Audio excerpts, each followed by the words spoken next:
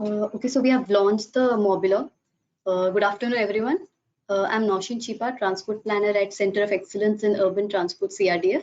Welcome, everyone, to the 7th Mobilogue, Mobility as a Service, Opportunities, Challenges, and Way Forward for Indian Cities as part of the Smart SUT Mobilogue series.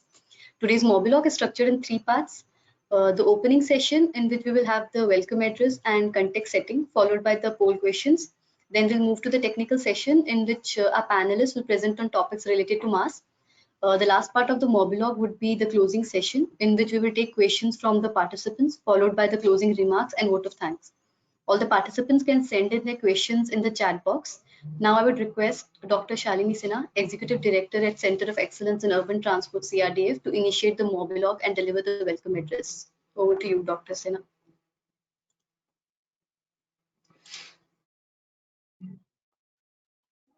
Yeah, thanks, Nausheen. Welcome everyone to the 7th Mobilogue on mobility as a service.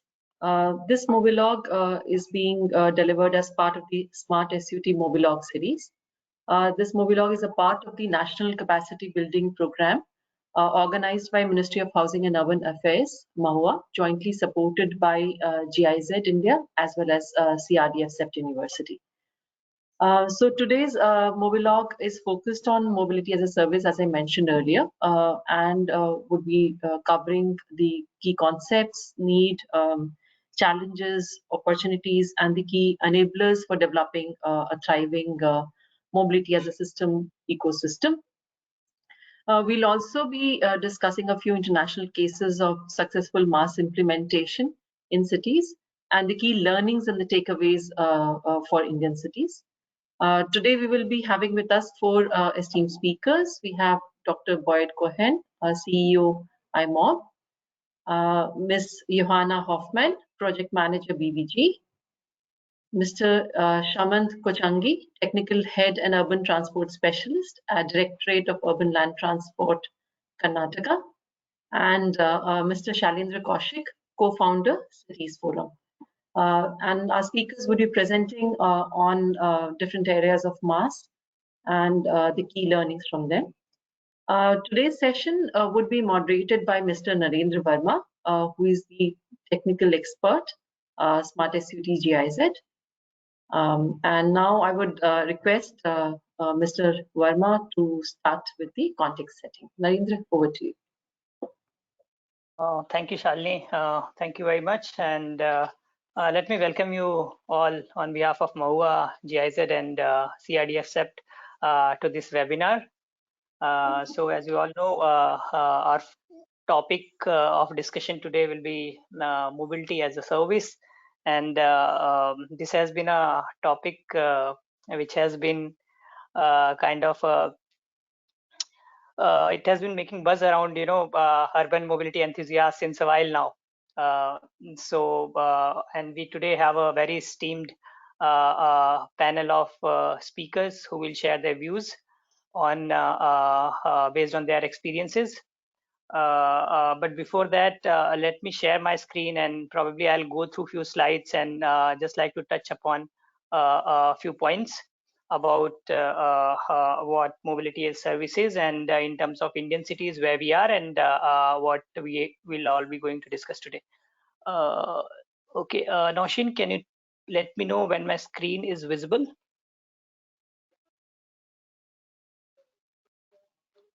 It's visible now. Is it full screen or? Yeah, it's full screen now. Okay, so let me.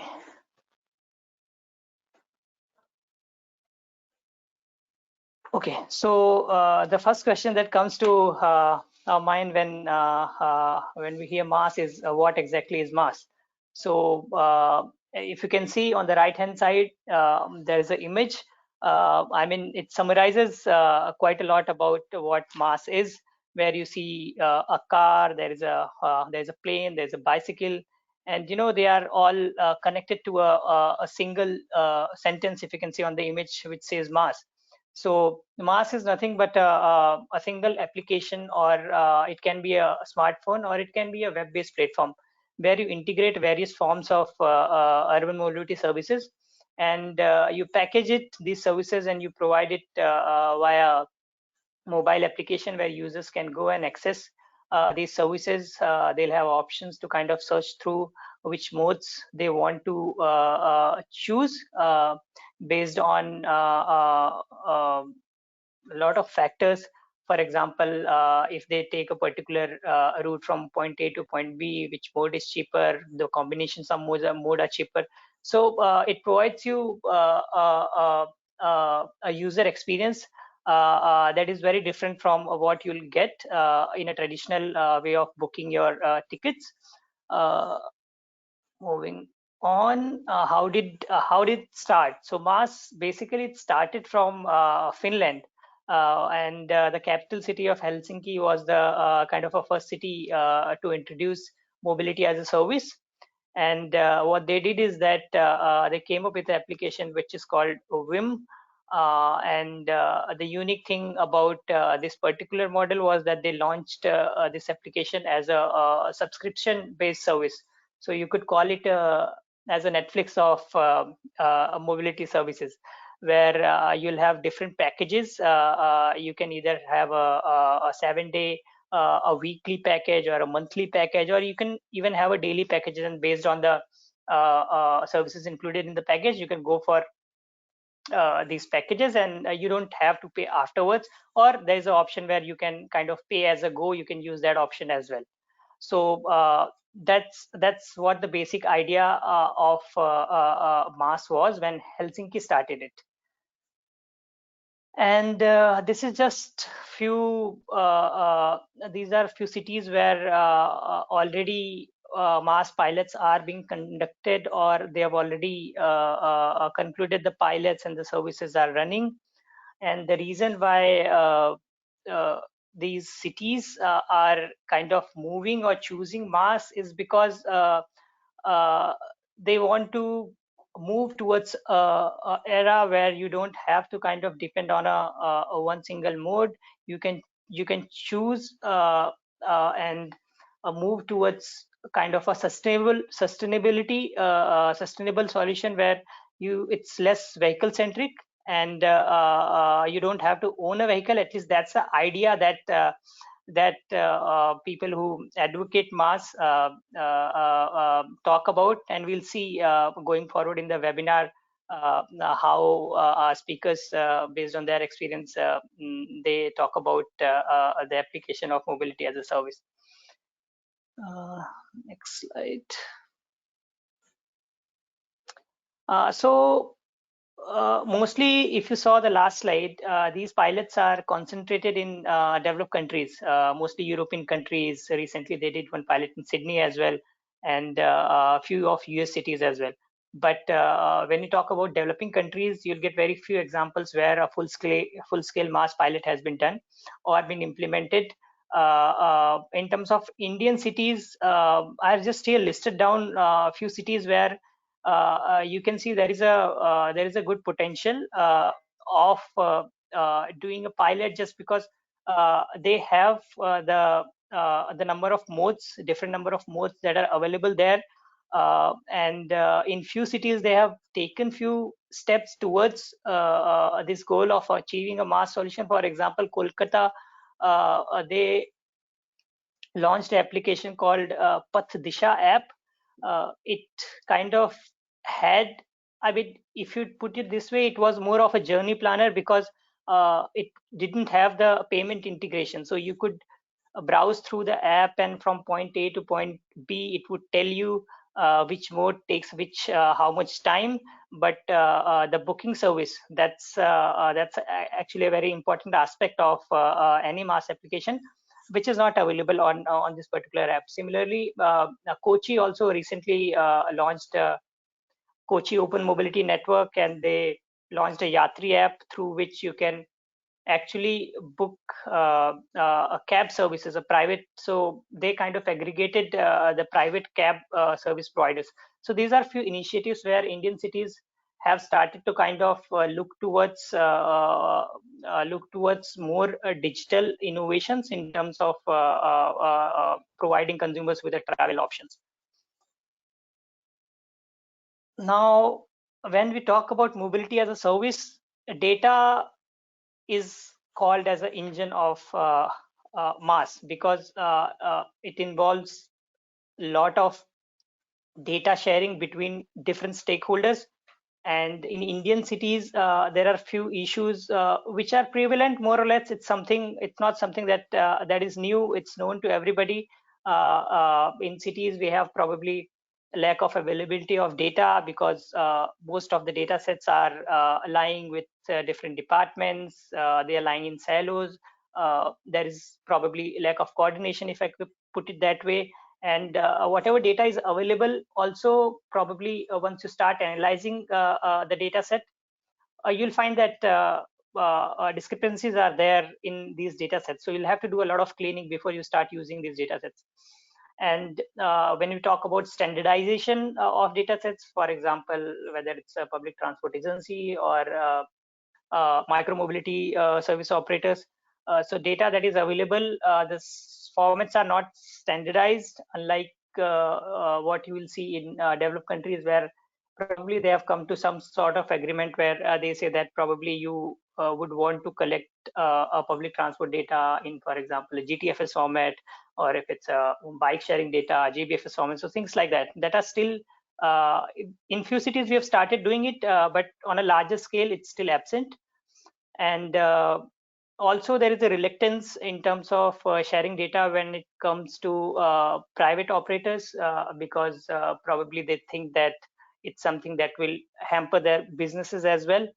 And of course, lack of coordination between different agencies is there. So data which is probably it's something that could be a barrier if we are looking at implementing mobility as a service. Now, with this background, Smart SUT has been supporting Mahua along with Cities Forum and CRDF CEPT, and we wanted to kind of identify and develop a ecosystem, a data ecosystem where a solution like MaaS can thrive. And I'm happy to note that this particular study was recently concluded, and we did a formal launch during the Urban Mobility India conference a month back. What basically the output of the studies are that we've developed a MaaS toolkit, which is a web-based toolkit. It's available online. I'll just show you in the next slide. And then it has all the outputs related to the study. We prepared a mobility data policy document. There is a readiness tool available, recommendations related to data sharing standards and regulatory framework. So these are some outputs of the study, which is available open to public, and I would like to use this platform to invite you all to explore this website. As you can see, these are the different publications that that have been prepared as a part of the study. And this is the toolkit. You can go to this website. You'll find all the reports, all the publications related to the study, the readiness tool. You'll have video recordings and other related resources related to MaaS as well. Let me just take a minute to show you all the website. So this is the toolkit that is there. You can go to learnings, and you'll find all the outputs. For example, MaaS Basics you'll find learnings related to global case studies. You can download the report. You can listen to our expert videos, tutorials. Also, you can go here, and there is a readiness tool available. You can use and explore the readiness tool. Basically, it talks about cities, how cities can prepare themselves on the basis of few criteria that we have identified. There are some other resources as well, and we'll try to collate and populate this website as we go forward. So I think that's all I wanted to talk about, and I think now is the time that we'll hear from our panelists. But before that, I think we have few questions for you all. There is a poll round that we will do. Naushin, if I can request you to start the polling round. Yeah, it will be just visible on the screen.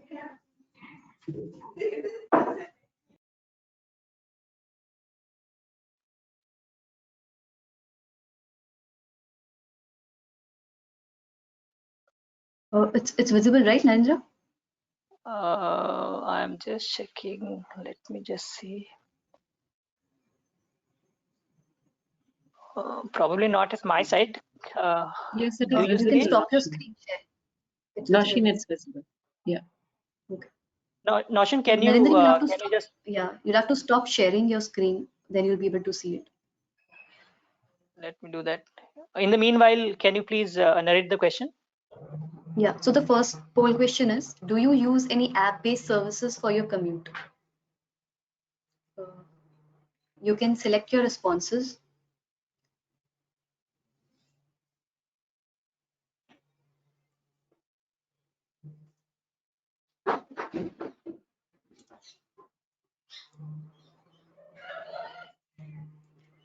So the result is yes, 85% of the attendees today use app-based services for their daily commute, while 15% do not use it as of yet. Uh, okay, can we move to the next question? Narendra, will you like to take this? Actually, I'm still not able to somehow see my screen. So if you can just continue. Uh, okay. So the next question is, what is your deciding parameter to choose your travel mode? Whether it is cost, time, uh, like to reach fast, or eco-friendly mode, like would you like to walk, or your convenience, whether the mode is safe and comfortable. Please select your responses.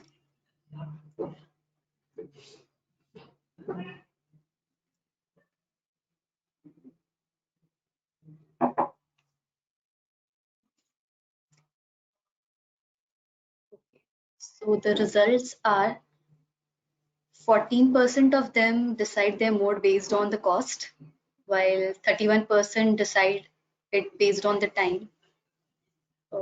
Only 9% of them would prefer to choose an eco-friendly mode, and 46% would choose convenience, like they would prefer a safe and comfortable trip. I think that is why private vehicle ownership is increasing so much that we always choose convenience over eco-friendly mode, and also even cost. Okay, so can we move to the next question, please?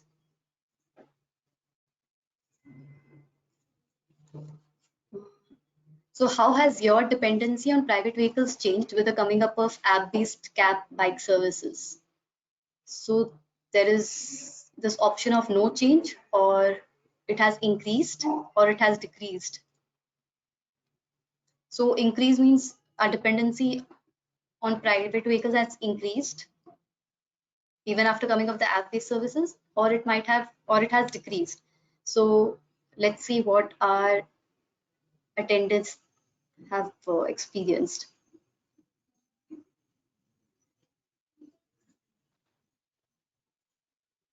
Uh, okay, so 59% of them has chosen that their dependency on private vehicle has decreased after coming of app-based services, which is very good. Uh, let's see how in future the private vehicle ownership might change by using cab-based or other options rather than buying a car by ourselves. Okay, so we move to the next session. I would request Narendra to take this forward. Hi, Noshin. Thank you very much Right. for taking this up. Now is the time. Then we'll start with the panel discussions. And let me first invite Dr. Boyd Cohen to the panel, and I'll just give a brief introduction about Dr. Cohen. So he's the CEO of iMob, and he co-founded the iMob to transform mobility sector. And he has kind of worked with Accenture as well, and he has his PhD in strategy and entrepreneurship from University of Colorado, and he has published over 3 books and dozens of peer-reviewed articles as well. And his area of expertise includes smart cities, urban and sustainable entrepreneurship, business development. He's been working on clean technologies, open innovation, design thinking. I'll not take much time now. Dr. Bird, I'd like to invite you to the panel and share your experiences on mobility as a service, key enablers, and what is the perspective from your point of view, whether it can be, MaaS can be offered as a feasible transport solution for cities or not. The floor is yours. Thank you. Thank you for the introduction and for the great audience and opportunity to share our insights from IAMOB, from our MaaS explorations around the globe and deployments. I'll try to stay brief. I have 10, 11 slides, and from hearing the first session so far and from reading the MaaS toolkit online, you already, probably most of the audience knows a lot of what I'm about to say and knows more than what I'm going to say in some areas, particularly in the context of Indian cities. This is from the MaaS Alliance. I'm sure many of you are familiar with the MaaS Alliance. In fact, I was just on the annual meeting with the MaaS Alliance earlier this morning. This is their definition of MaaS. There's a lot of disputes around what is and isn't MaaS, and I'm going to go into that a little bit as well. They've highlighted in bold some of the things they believe are important. I think we probably all fairly agree, but there are some areas to disagree. For example, a single application to provide access to mobility makes this assumption that it must be a smartphone device. And clearly in the developing world, which we've already heard, we've seen less experimentation with MaaS, making the assumption that the majority of the population has a smartphone and would use it for multimodal is already a flawed assumption. And as we heard, it's possible that MaaS could be delivered through other interfaces, could be delivered through web, through mobile web, through kiosks at different stations or in public areas.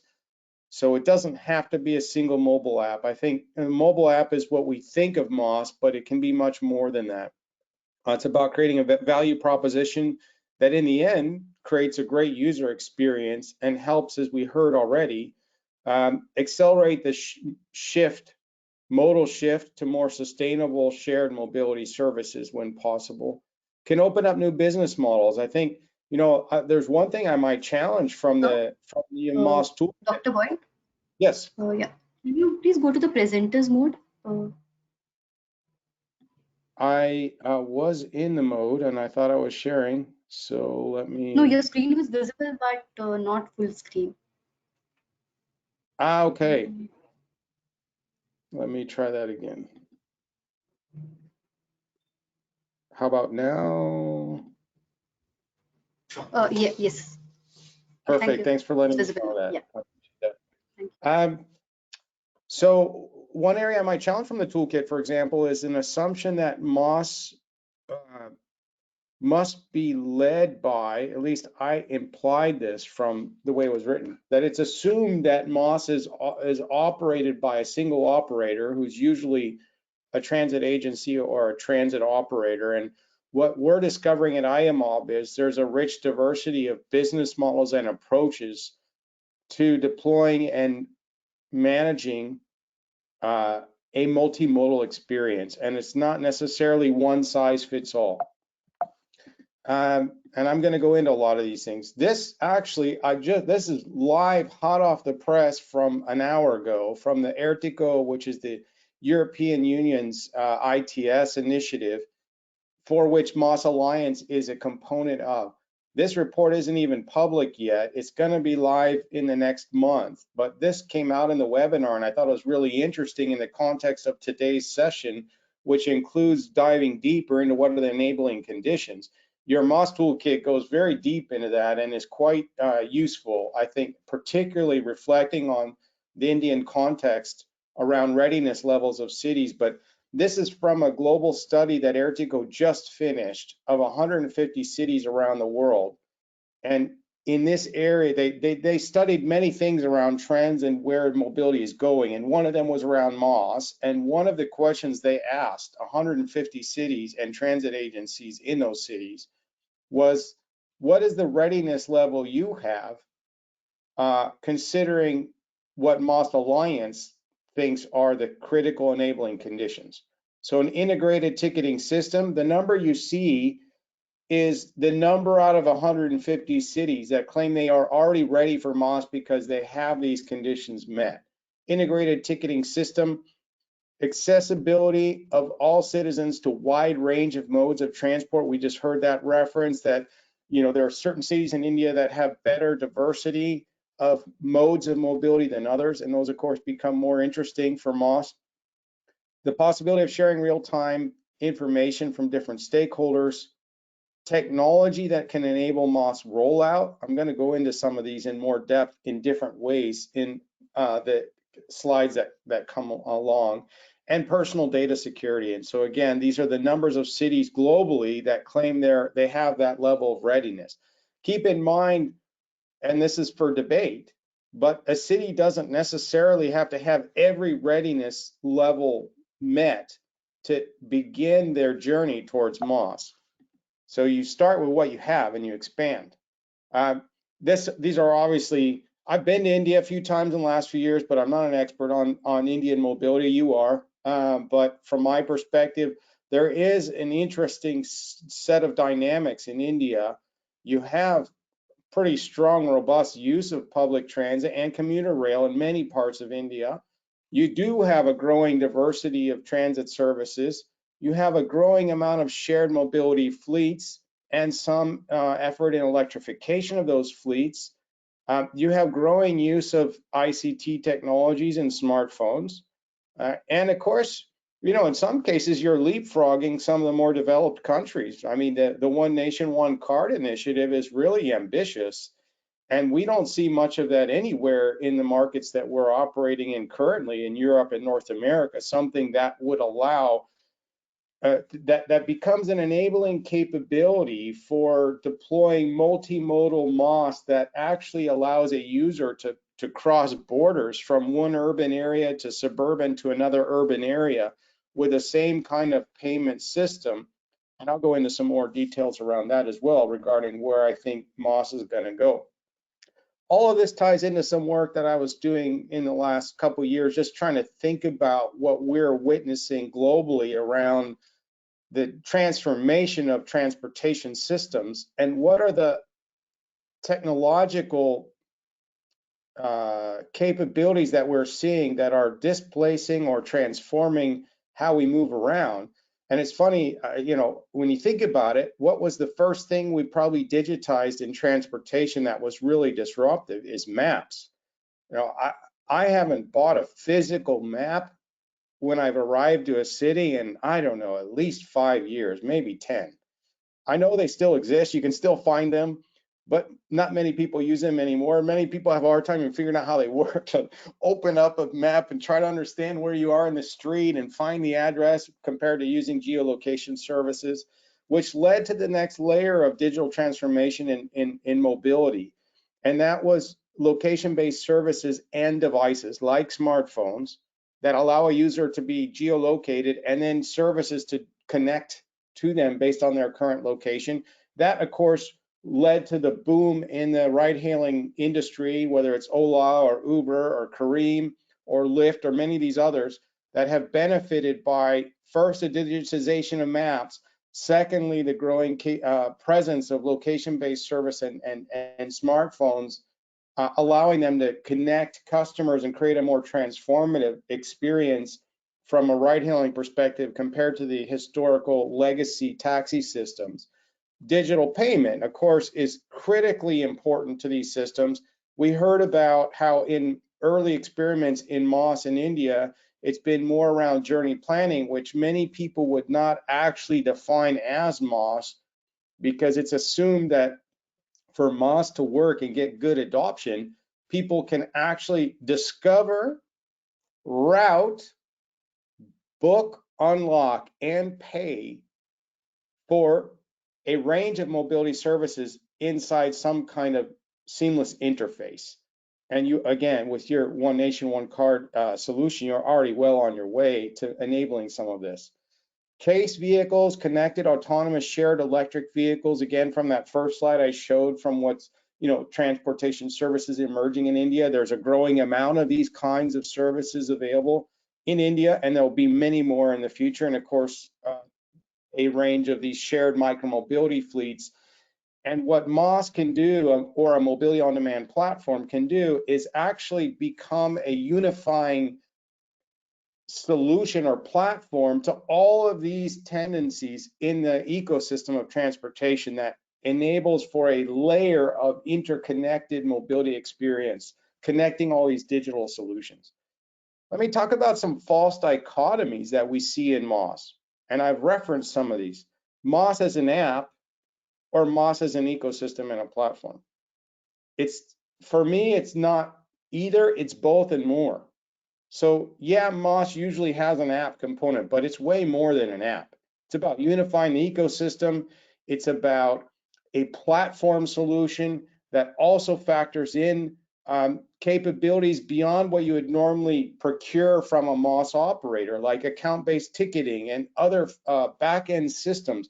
And for MOS to work properly at scale, at the scale of cities in India, and the volume of transactions this can have, you need a proper, yes, you need front end, you need back end journey planning, you need the integration of a range of mobility services, but you also need a lot more back end systems for CRM, for payment capabilities, account-based ticketing, pay-as-you-go systems. All of this needs to be supported in a seamless way to make MOS work at scale. This relates to the user experience, very important. I think it's sometimes underestimated how important the user experience is. If you want to help accelerate modal shift through MOS, you must make sure that the experience, however they're interacting with it as a passenger or user, is excellent, or they won't embrace it. There's this assumption that you cannot have multiple models of MOS existing. You either have to embrace like a public sector approach or a private sector approach, and they don't exist. So those are 2 and 3 are kind of similar issues. We believe that we're going to start to see a lot more competitive, collaborative approaches to different types of MOS in the same markets. It doesn't necessarily have to be one winner takes all, and it has to be the public sector or the private sector. It could be a combination, and I'm going to explain more how we see that unfolding.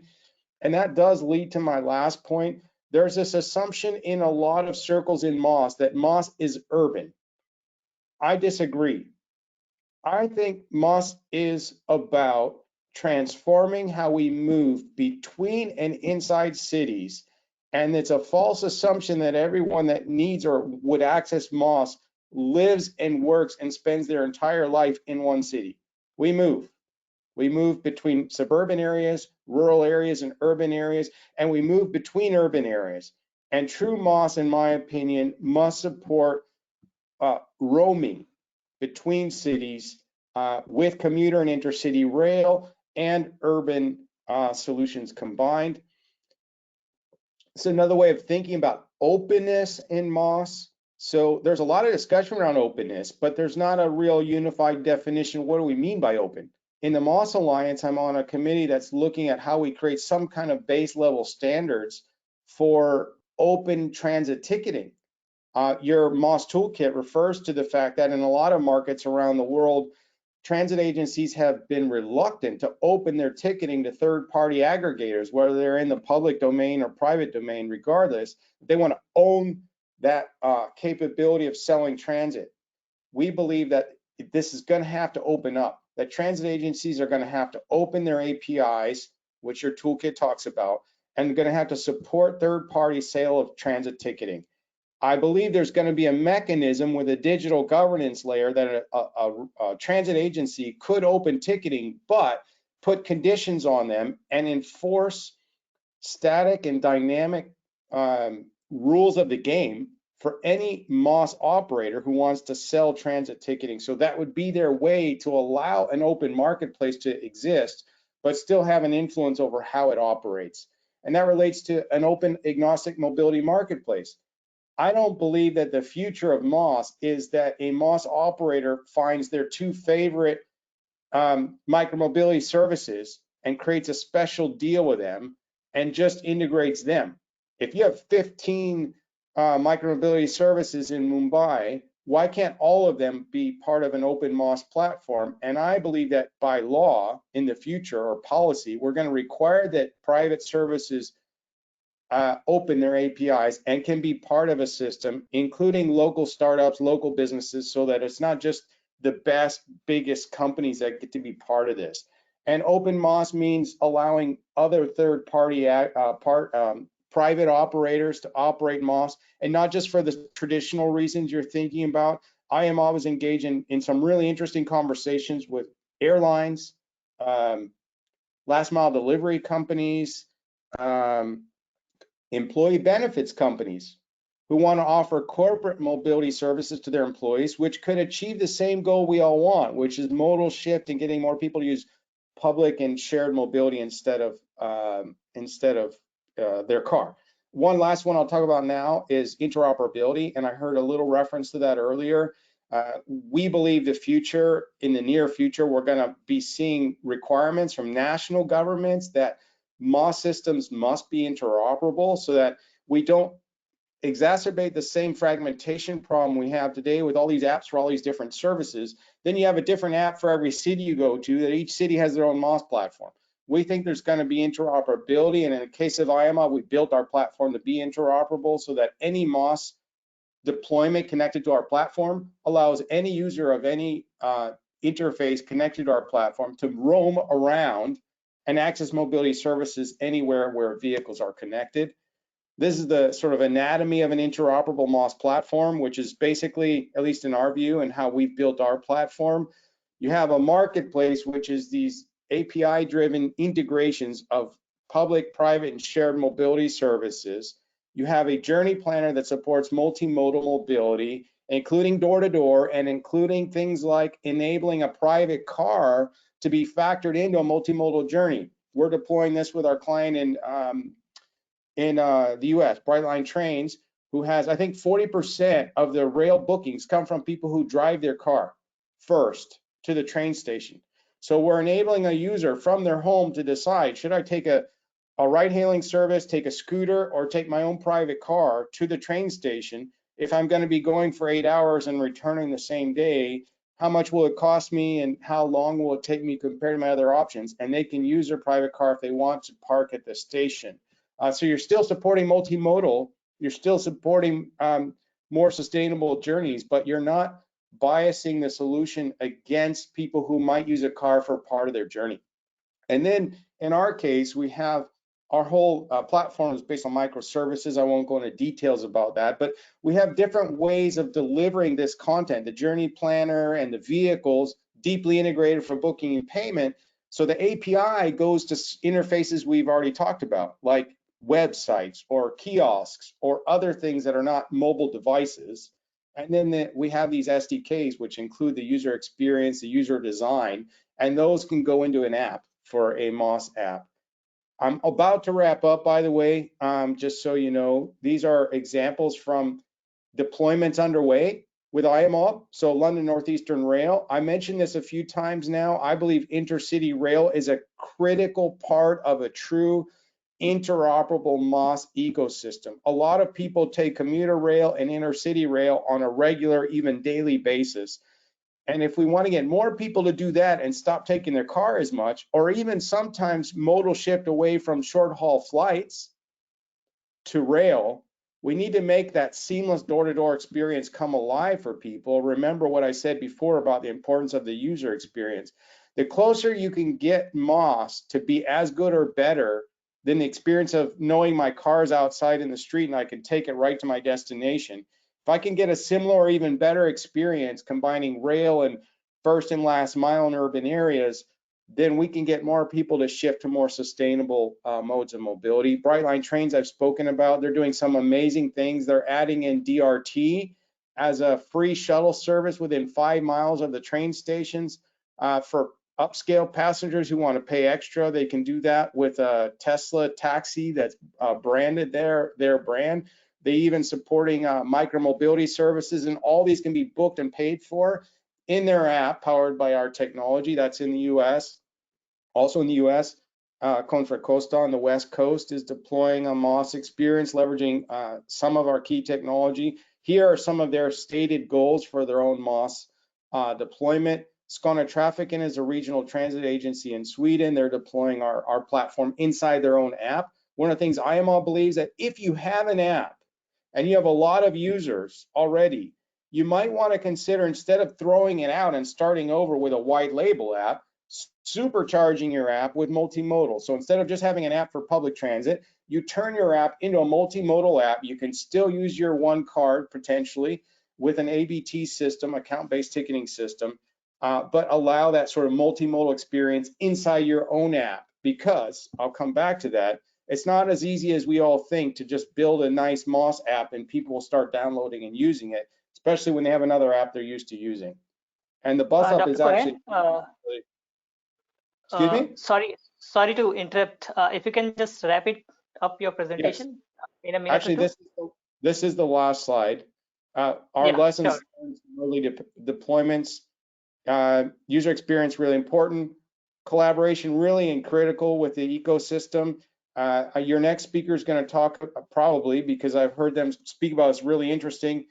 Thinking about the physical infrastructure and not just the digital, and enabling co-location of shared mobility services near transit hubs to accelerate that first and last mile capability. MOS is much more than just an app. I've explained that. Again, it's not as easy as build it, they will come. Just launching a new app and people will download it doesn't happen. Interoperability I've talked about is very important, and also very obvious in India, really important.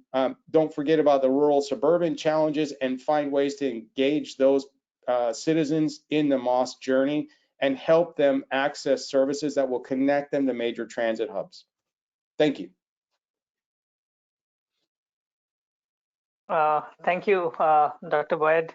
I think your idea about regional applications of mobility as a service is something which sounds very intriguing. Probably I would have a question of you, which I'll come back to you later in our Q&A session. Let me now go back to our next speaker, and let me invite Miss Johanna Human, and she's project manager LB at BVG. And Johanna has been working with this project since 2019, and she manages the performance evaluation and electrification of LB stations. She has an academic background in business informatics and technology and innovation management.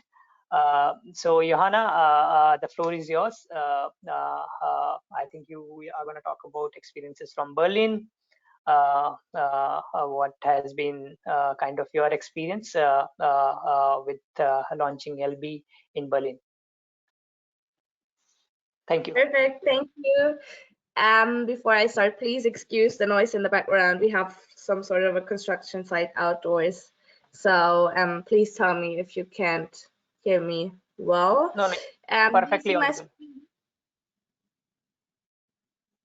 Yes, it's visible. Perfect, I'm gonna go to full screen. Yeah, so thank you for inviting us. It's great to be able to be here today. I'm gonna take a very local perspective on MOS today, because I'll be talking about Jelby, which is the MOS, but also mobility station brand of the BVG, the local public transport operator in Berlin. And I'm gonna give you a little bit of a deep dive into why we do what we do and how we do it. I think it's pretty interesting also in the context of what Dr. Boyd just said, because some of the angles we really also take into account. So yeah, maybe more of a very, very practical perspective here. So first of all, I'd like to explain a little bit about why we as a PT company decided to do something like LB, because there's also a lot of discussion on how, yeah? Sorry, I thought your screen was stuck, but I can see the screen now, the first slide. Perfect. Yeah, because there's also a lot of discussion about how public transport authorities, or why public transport authorities even develop MaaS or mobility station solutions supporting other modes of shared mobility, because you could also say that it's kind of a competition in a way. So what we think at BVG is that public transport will always be, or must always be, the backbone of any mobility ecosystem in a city. But what we also see is that there are certain use cases that public transport might not be able to cover. So what we did in our first layer, we thought about, okay, how can we develop new mobility services, other mobility services that kind of expand our own portfolio.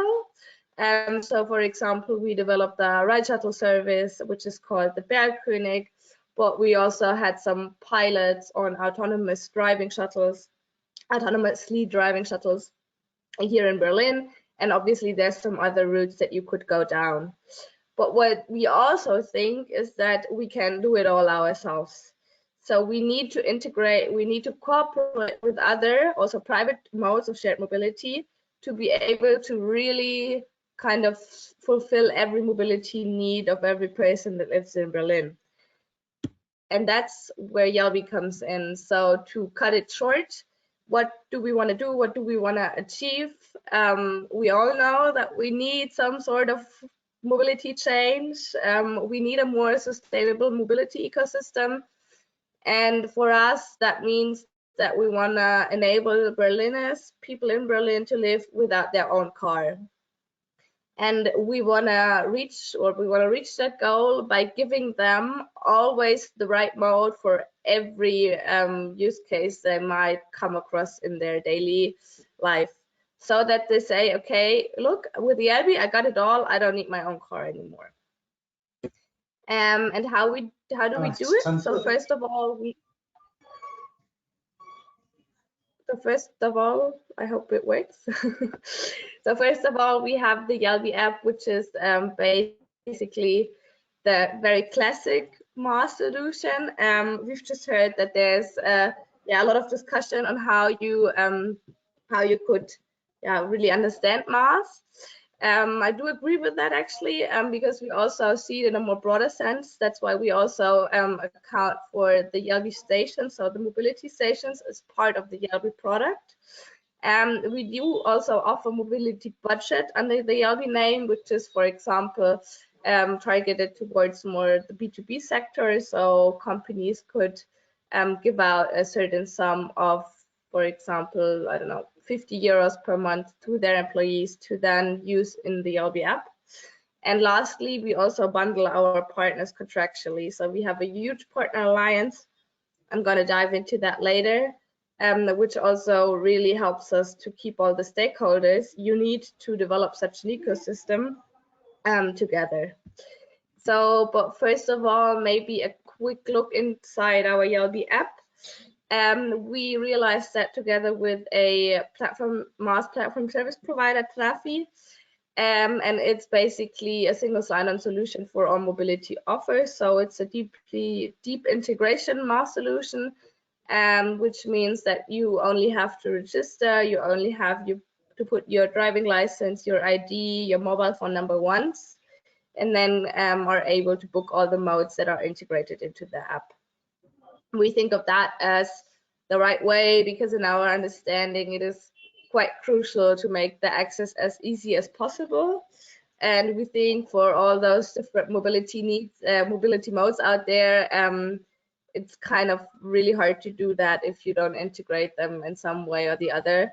So users don't have to have 100 accounts to be able to use these services. It seems to be working for now. By now, we have integrated over 40,000 vehicles into the Yelby app. And now we are also smart city registered previous cycles in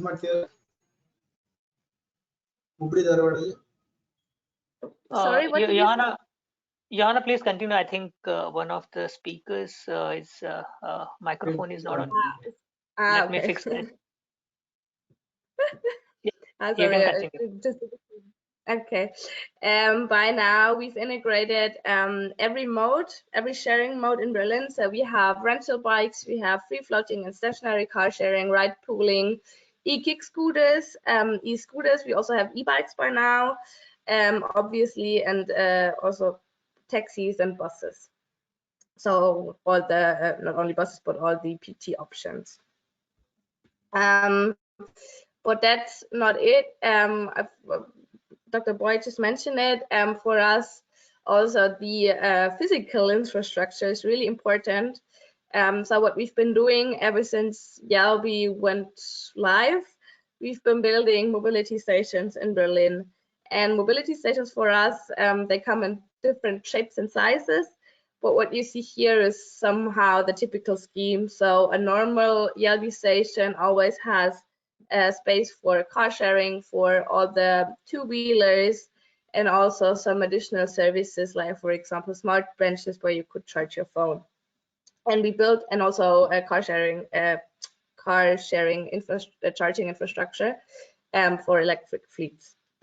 We built those mobility stations close to points where we think people need access to mobility. So next to public transport stations, but also next to larger larger housing areas in Berlin, or also certain points of interest, employers, etc. pp. So to not only give our Berliners access to shared mobility on a digital level, but also on a physical level, because we think that it's kind of important to do that to really get the option into people's minds, like they have to see that there's an alternative out there. We do that on two scales. So first of all, we have the larger Yalby stations that I just showed you. But for quite some time, we are also building smaller mobility stations, which we call Yalby points, and those are strictly reserved to two-wheelers. You could see here in this slide different pictures of different mobility stations all around Berlin, and by now we have opened 42 in total. And we started building them in 2019, so mid-2019. When also the app launched. How do we do it? I mentioned before, our partner alliance is most crucial.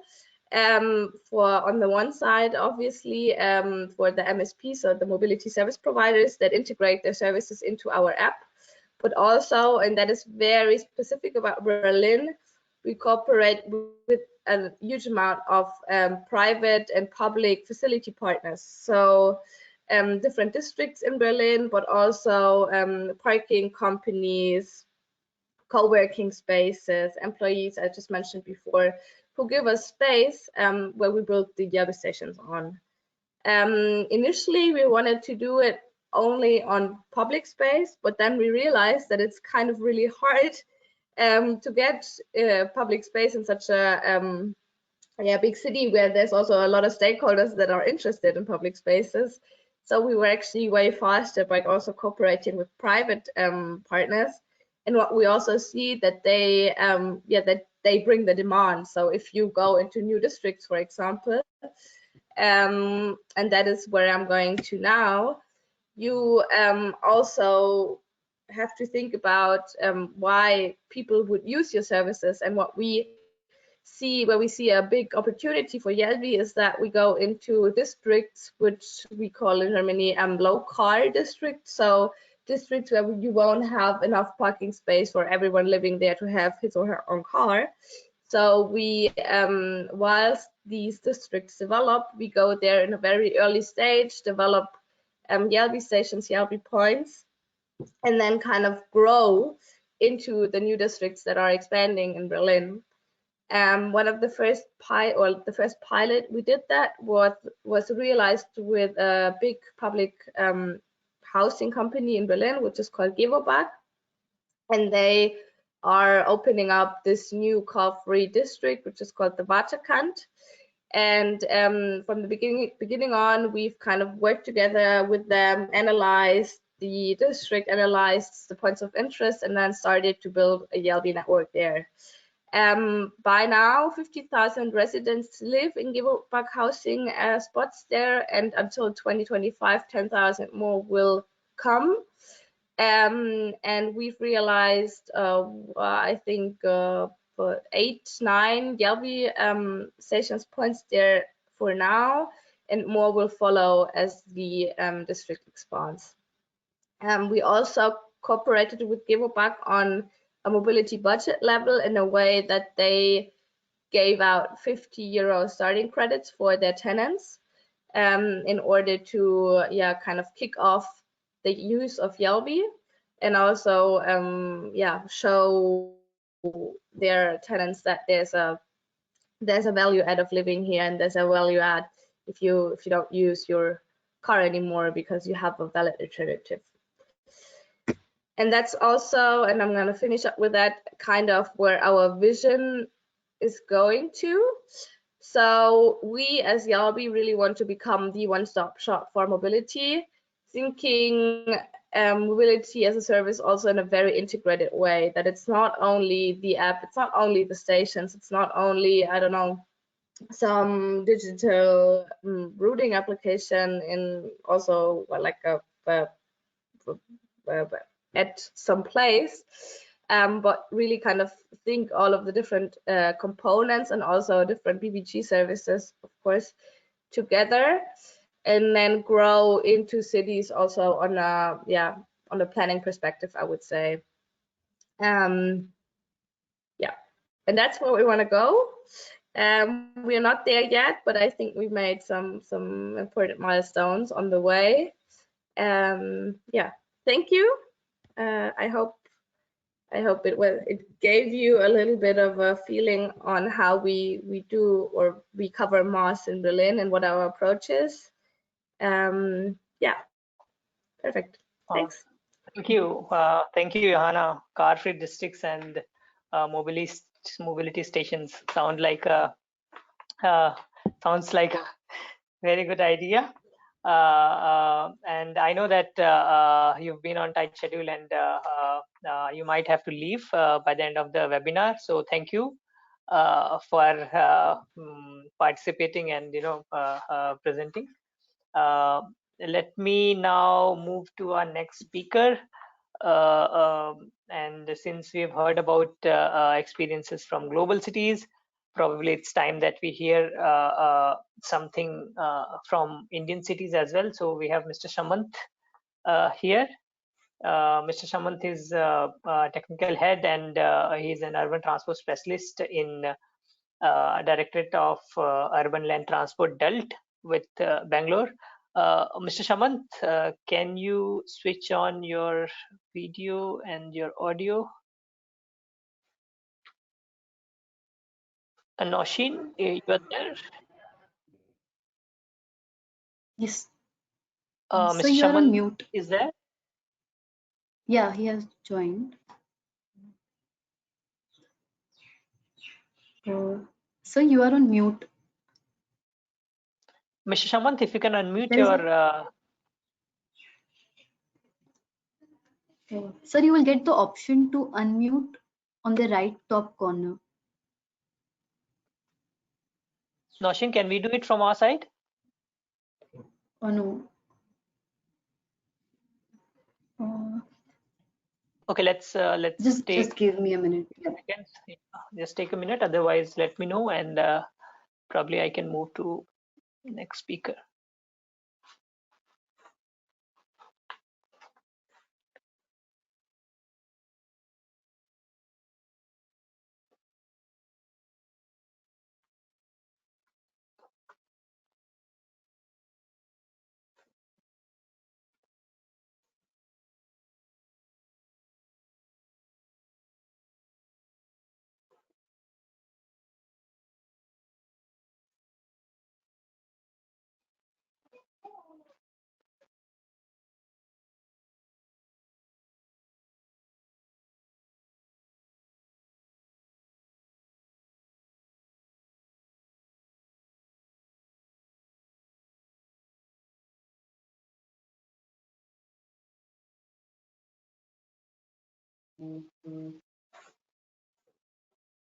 Noshin, any update? Yeah, I'm in call with him. I'll just explain to him.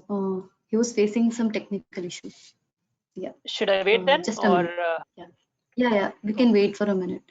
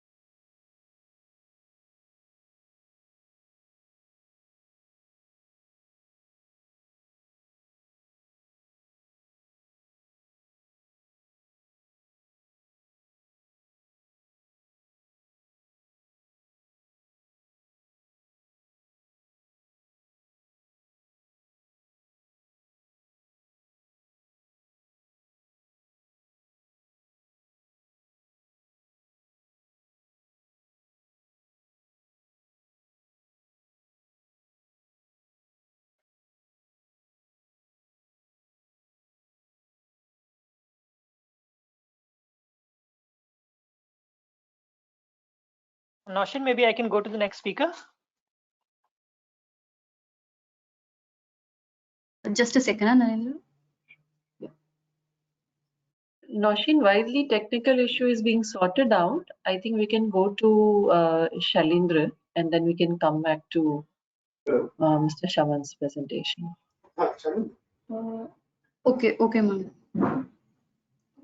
Yeah. Okay. Yeah. We can move to Shailendra's presentation. Yeah. So again, let me now introduce our next speaker. So now we'll be hearing from Mr. Shailendra Kaushik, and Mr. Kaushik is a co-founder of Cities Forum, and it's a not-to-profit collaborative platform. And he has more than 20 years of experience in advisory and project development and PPP concessions. And actually, he has led the Dubai's first PPP concession, which is being executed under Dubai PPP law. And he's also been leading a global team of experts, and there's a KfW funded project which is going on modernization of STUs in India. And he has also been involved with the study on mass with CRDF and GIZ. So maybe I'll request now Shailin to share his experience and his views on what are the findings from the study. And yeah, Shailendra, the floor is yours. Thank you. Yeah, thank you so much, Narendra. I hope you can see my screen.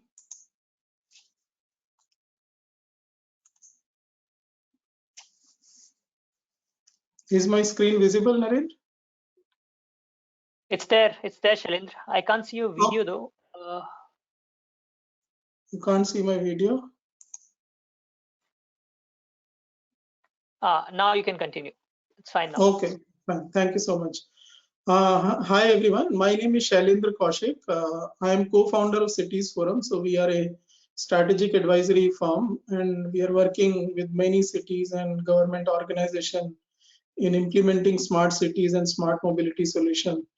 So this project, which is developing a framework for mobility as a service in Indian cities. So we were the technical partner with GIZ in India team. So the project is very, very interesting because I think this is the first study in any of the developing world cities where, you know, a kind of framework has been studied that in case MaaS is to be implemented in any developing cities, which has got different challenges compared to the developed world.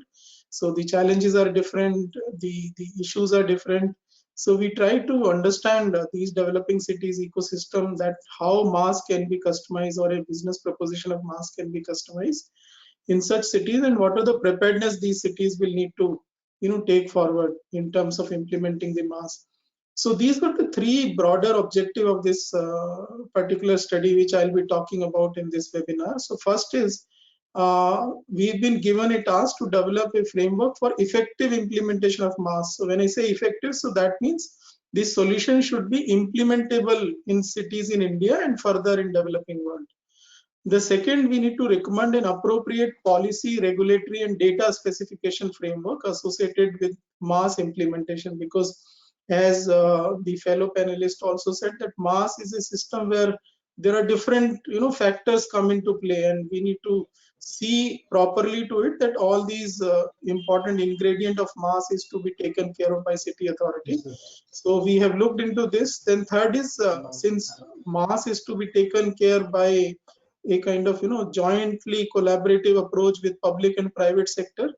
So we need to develop a kind of capacity building program for city authorities in India so that they can take up MAS project at their own in Indian cities and collaborate with private player and develop a kind of ecosystem which will basically help these companies to implement MAS solution for Indian cities.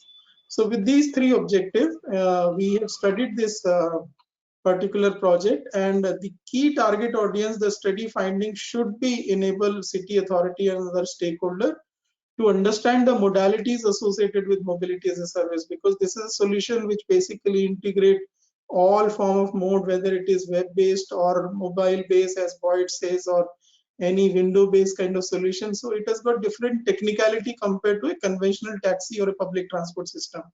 So if city authority is to take a active role in implementing MAS, or any private operator is to take an active role in MAS, so the idea is that these stakeholder would have a kind of central system where they can refer to various documents and where they can refer to various references or success stories or failure story for taking required step to implement MAS. So with this, we have developed this toolkit, which Narendra has showed it to you. So that toolkit has been developed based on a step-by-step approach. So the first step of this toolkit is basically, we are calling it as an outcome one, where the basic understanding of mobility as a service and some kind of global example and some learnings have been compiled. So we've looked into multiple cities and then tried to assemble or compile all the material into one single package, and this is the outcome one, which is basic understanding of MAS. So you can refer to that. The second important aspect, once you know what is happening in Europe or Latin America or Australia, you need to say where I stand as a city. For example, tomorrow if city of Bangalore or city of Chennai or city of Delhi or Mumbai would want to do the MAS, so they need to assess where do they stand as far as the MAS implementation is concerned. So second tool, which basically, or the second outcome which we have developed as part of this study, is the MAS readiness tool. So MAS readiness tool is again a web-based tool, which I'll come back to you later part in the presentation, has been developed as outcome 2. Then third outcome is the, once you implement, once you know where your city stand and you need to do certain steps, so you need to refer to certain policy document or certain policy measures which you need to take related to data sharing or data specification to implement MAS. So some kind of guidance has been given in outcome 3, where we have outlined the national level open mobility data policy, that how an open data platform can be facilitated and how the city should take step in terms of a uniform mobility data specification. So all those things have been addressed as part of outcome 3. Then the fourth outcome is, since MAS is an area where location-based services, so you need to have access to the data of user, transport service operator, multiple stakeholder, IT-based system, multiple player, multiple stakeholders. So you need a robust legal system which can take care of the privacy concern or take care of other associated aspects. So some legal and regulatory requirement has been studied, and how a contract can be, robust contract can be formulated by city authority while appointing a MAS operator or while doing the MAS operations themselves or by unbundling different services. So how legally they can bind different operator or different stakeholder while data sharing is in process. So this has been addressed as part of the outcome 4, and outcome 5 is more technical. If now at this stage, output 4, the city knows what are the data specification they need to follow, the data policy, what sort of legal and regulatory framework they will have to do, then is the actual implementation. So some reference material has been identified and prepared that if city tomorrow decide to do mass, so what could be the scope of work for appointing either a technical consultant or a technical partner or a mass operator or different service provider. So what are the technical issues related to that, how they will ensure that during the operations phase various aspects related to performance would be taken care of. So all these things have been assembled and prepared and then put forward as part of the outcome 5, which is the mass implementation references. So this is what we had tried to do as part of the mass toolkit, and which has been compiled and everything has been put in place at one place, which is masstoolkit.org. So you can refer to that. So open for your comments and suggestion. And this is a document which is a live document. The idea is to build a industry-wide consensus for implementing mass. So this is the first step where we try to bring everyone together. We did a lot of stakeholder consultation. Based on the stakeholder consultation, these output has been formed, and now we are actually reaching out to multiple cities, multiple partners as part of a dissemination. So the idea is that we should have some kind of a platform where different stakeholder can talk to each other and create a trustworthy environment. So this is something like Mass Global is doing in Europe, or in Australia there is a similar initiative, or US there is a similar initiative. So the idea is to build an industry-wide consultation platform so that the mass can be developed as a sustainable business model in multiple cities in India. So coming to different 5 outcome, I will briefly tell you in terms of what we've addressed. So you can refer to the toolkit in order to understand more. So in the first outcome, which is the global case study, we looked into various use cases across various geographies, and then what are the key learning and outcome of this. So as Boyd also says that mass, there are multiple definition of mass, but this is the one which basically found is more context specific in case of Indian cities. So mass is basically any services. So it can be defined if you are having a simple digital map which has got the routing information. So it can also be defined as level 0 of mass. And if you do some kind of integration with Google Map, then it could be level 1. And then if you add some kind of booking and payment, it could be level 2. And when you integrate multiple modes together and put forward as a single uniform integrated mobility solution, then it becomes a level 3. So the majority of Indian cities right now are either at level 1 or level 2. I would say majority are in level 2. So how from level 2 we can reach to level 3? So that is what we have tried to address. And then level 4 is where you offer other societal goal by having some kind of non-mobility services also as part of this mass platform, so that will be a natural progression from level 3 to level 4. But important aspect is that how Indian cities will reach from level 2 of mass to level 3 of mass. So this is what we have tried to address. So in order to understand how to reach from level 2 to level 3, we have developed a mass readiness tool. So such readiness tool is available in case of European context, like UCL has developed some tool, and other European entity has also developed some tool. But those tools are more kind of relatable to the data which is more context specific in Europe.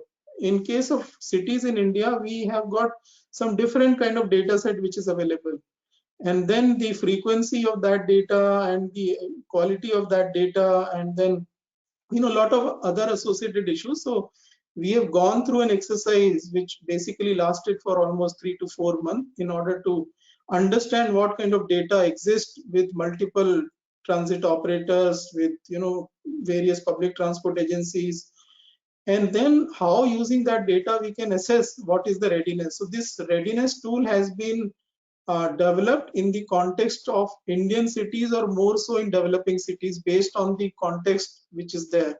So we looked into 5 major factors into that. One is the market potential. In case tomorrow, I as a mass operator would want to come to any city, so what is the potential for mass? Then how the city is ready as far as policy is concerned. So policy readiness has been studied. Data availability, which is major, the engine of mass is data. So what kind of data is available? whether the city has got the requisite infrastructure, to implement MaaS solution, and the travel behavior, because behavior aspect is also very, very important in order to shift from, one way of using mobility service to a different way of using mobility services. So all these 5 pillars have been then further broken down to 17 different parameters, and then these 17 parameters are easily available for any Indian city. So we have developed a web-based application where any city can, select the most appropriate parameter using a drop-down menu or using the actual data. And then this tool will basically give you a readiness score. Like, for example, this is the readiness score for one of the city. I think it is city of Bangalore. So on a scale of 100, the city score is 66. I think, no, this is the Bangalore. So on a scale of 100, this is 62 is the overall score for MaaS. And if you see, as far as maturity for MaaS implementation is concerned, it has to be between 80 to 100. So how these different factors are considered, how these complex algorithms were built. So we did a kind of consultation with experts around the globe and expert within India, that how these scoring can be done. And accordingly, this tool has been developed in the context of Indian cities. So the like city of Bangalore, so market potential is very, very developed, high side. If you see 73, travel behavior is also good. People are willing to use smart mobility device, but the city need to work on policy. So it scored less, 45 out of 100. And city also need to work on data availability and system integration. So those 3 areas the city need to work. And within these 3 areas, we have got different factors, like within system integration or within policy readiness. So what are the area which is lacking? So open data standard for transport service is one area where the city has scored low. So you can assess your city using this tool and then prepare an action plan that in order to implement MaaS for this particular city, what step or what preparatory step I need to take so that the MaaS operator or MaaS kind of ecosystem can be built into that, because it is very important to do some kind of preparatory step. Without doing any preparatory step, if you try to go from level 2 to level 3, it becomes very, very challenging, because ultimately the objective of MaaS is to shift user from private mode to public transport mode or shared mode, which basically help in terms of reducing the greenhouse gas emission. That is the core objective. The objective of MaaS is not people will move from private car to a taxi. That is not the objective of MaaS. So it is very important to get these things fixed before you take a conscious approach to implement MaaS. So how to take conscious approach? So once you know where your city stand as far as MaaS readiness, so we developed a open mobility data policy which looked into 9 different policy areas. So these 9 policy areas are categorized into 3 policy pillars. So data coverage. So we looked into the typology of the data, what data standard and data access is required. Then secondly, regulation and accountability, and institution and governance. So 40 policy measures have been identified across these policy pillar or policy areas, which city can choose based on their readiness, that this is what they need to implement. In terms of what these areas will cover, like data coverage area basically answer what data need to be collected in the context of subject city, what should be the data format and data collection standard which should be followed, and what data can be put into the open data platform which will have access to these transport service provider, and what data should be restricted, how data sharing protocol would work. Then second aspect is regulation and policy area. So this should aspect that how the data privacy should be ensured. So specific policy measures or actions have been identified as part of this outcome. Then how the data should be protected from getting lost due to technical fault, because it is not always the regulatory or some other fault. Technical fault can also happen. And what should be the mechanism for data sharing, and how the accountability to be fixed to someone who's received that particular data. Then we looked into institutional and governance policy area, that who should be the nodal agency. So India is no different. So India also have multiple agencies for doing, based on different functions. So these agencies need to talk to each other, and then the data is getting collected by multiple agencies. So who should be the custodian of that mobility data? So that is, we looked into the current framework. We tried not to create any new legal kind of requirement or any new regulatory requirement. We looked into the existing setup of smart cities mission. So India is implementing a smart cities program. So within that smart cities mission, how the nodal agency could be finalized, and then how different resources can be mobilized to manage such a complex and sensitive data in a secured environment. Another important thing is the citizen engagement, because once you are implementing MaaS, it is always very, very important that your citizen or the users have to be engaged right from the beginning to the end, because they are the ultimate user of these services. So if they are not on board, they will not willing to share the data. So then the whole thing goes in for different kind of challenges. So how we should ensure the citizenship engagement in terms of MaaS implementation. So these are some of the questions which we try to answer as part of the policy document. We also looked into the MDS. So policy is more to do with the regional level or the national level, but at the city level, ultimately the city need to follow or collect the data in a specification. So mobility data specification have been kind of addressed by looking into 4 different stakeholder of MaaS ecosystem.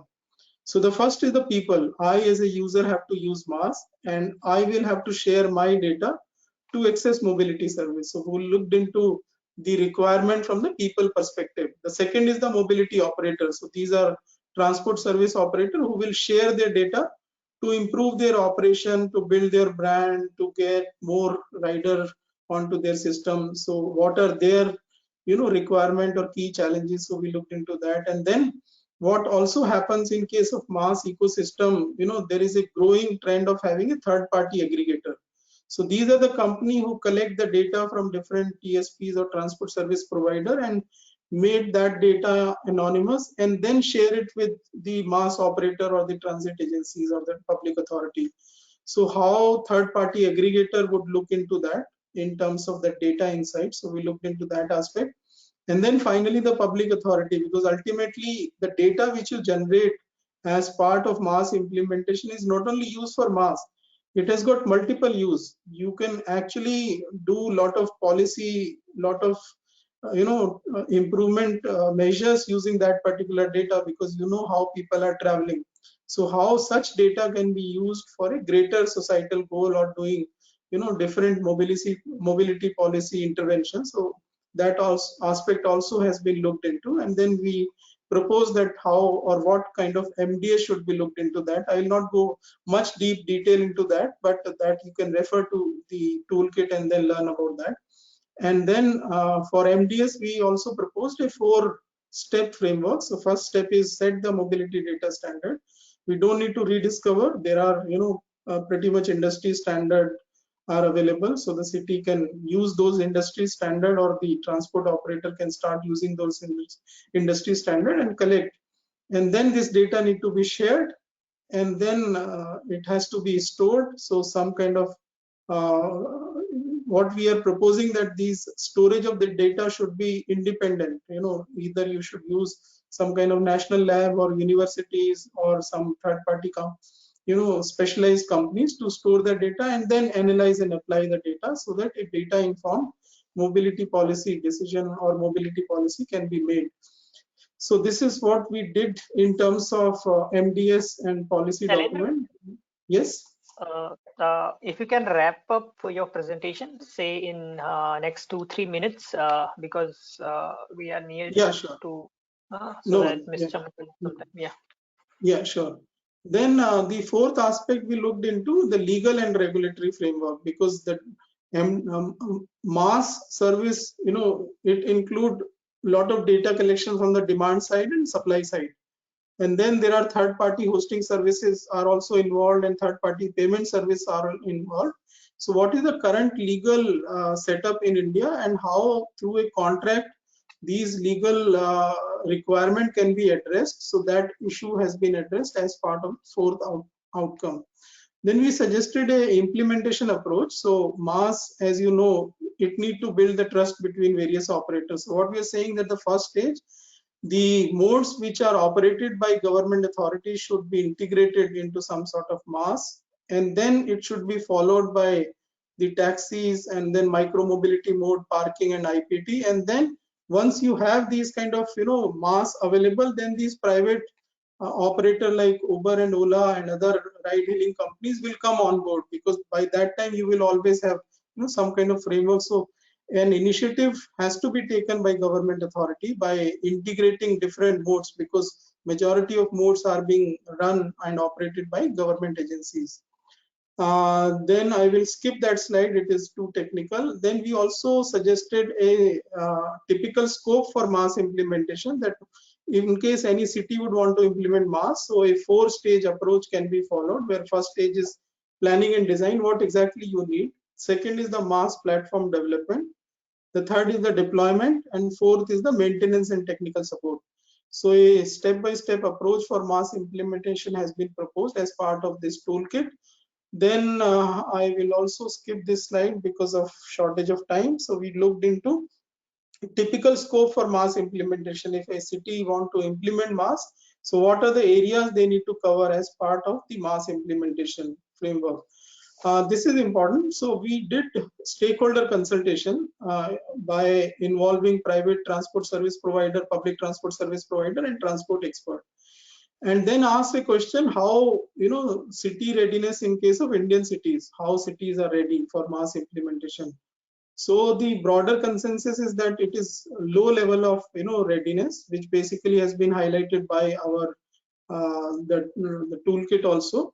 So the private TSP says almost 2/3 that the Indian cities are low as far as mass readiness is concerned. They need to take certain step. But however, the important thing is that 100% of public TSP and private TSP are willing to be associated with mass, and they see some kind of important thing like mass coming up in the future in Indian cities.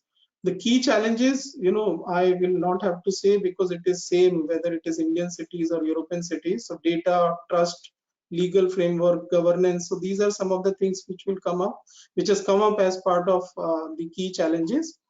And then what are the major barrier for mass implementation in Indian cities? So we did some survey between public transport service provider and private transport service provider. So scalability, lack of trust, unified undefined principle of data sharing, payment mode integration, regulatory framework, and lack of knowledge and understanding came out as some of the top factors or the barrier.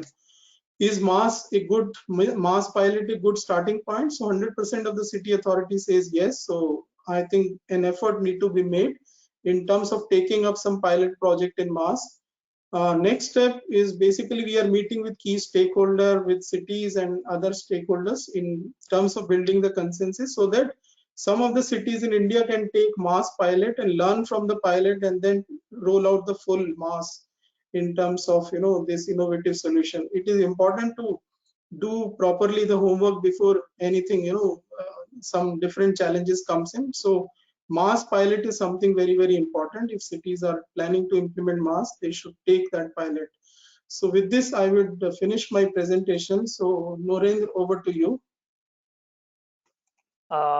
Thank you, Shailendra.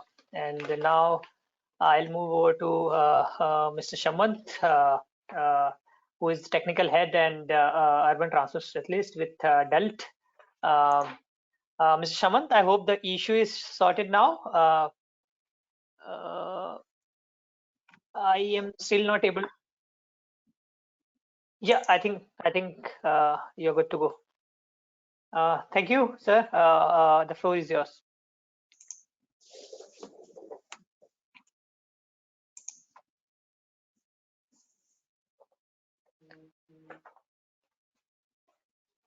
Sorry, you are still not audible. I mean, I can see your video, but sadly, I cannot hear you.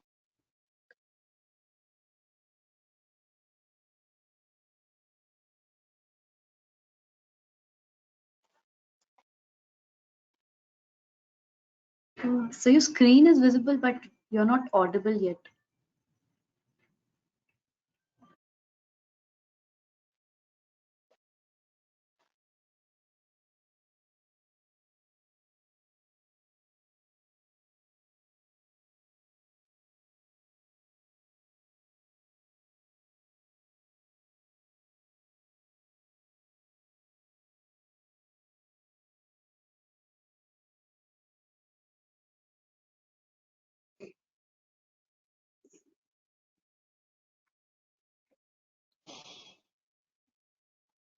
Am I audible?